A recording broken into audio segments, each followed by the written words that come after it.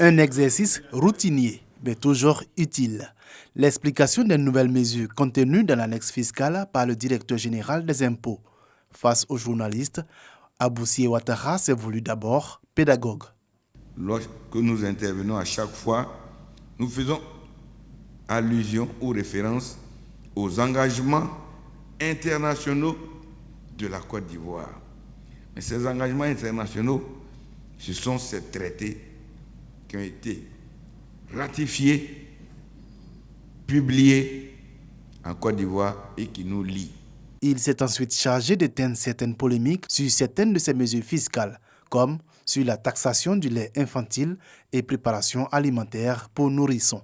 La vérité, c'est que ces laits infantiles n'étaient pas concernés par le taux réduit de TVA.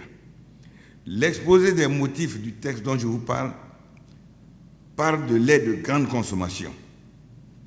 Les laits et préparations infantiles ne sont pas considérés et n'étaient pas considérés par le dispositif comme étant des produits de grande consommation.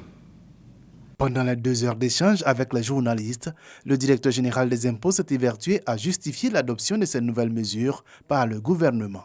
L'objectif visé par le gouvernement, c'est la reprise de l'activité, la reprise du dynamisme de l'activité économique en Côte d'Ivoire. Des actions vigoureuses en adéquation avec le Plan national de développement PND 2021-2025.